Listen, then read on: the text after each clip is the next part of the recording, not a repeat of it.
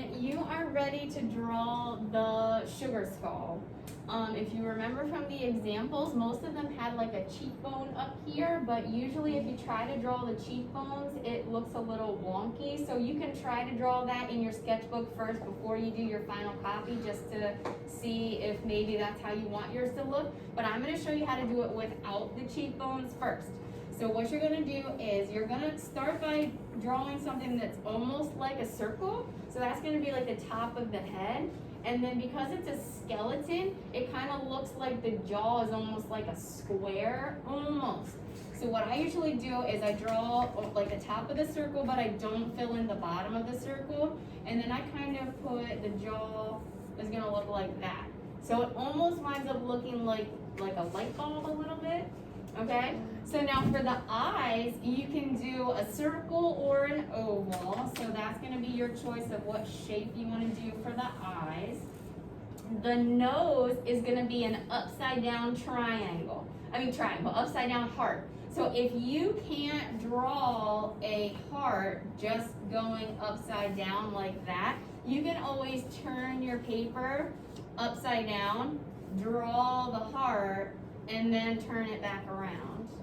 Okay, so that's for the nose. The nose is going to be an upside down heart. Now for the teeth are basically a whole bunch of bumpy lines. So I'm going to start over here for the teeth, and I'm just going to do bump, bump, bump, bump, bump, bump. And then that's just the top teeth. Okay, so then what I'm going to do is I'm going to connect them all with a straight line, and then I'm going to draw the bottom teeth, and it's just going to be upside down bumps. Bump, bump, bump, bump, bump, bump.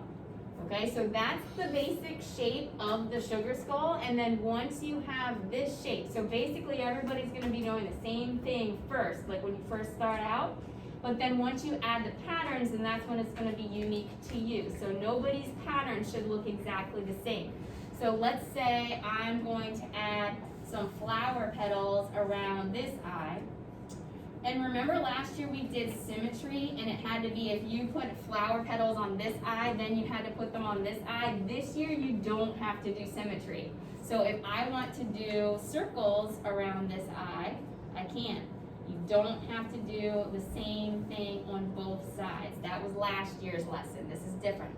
If you want to put a spider web, but you only want to put it like part of the forehead, then you can do like half of a spider web. You don't have to do the entire spider web. So then you would just do the straight lines that go up onto the forehead, and then do your curved lines inside each section.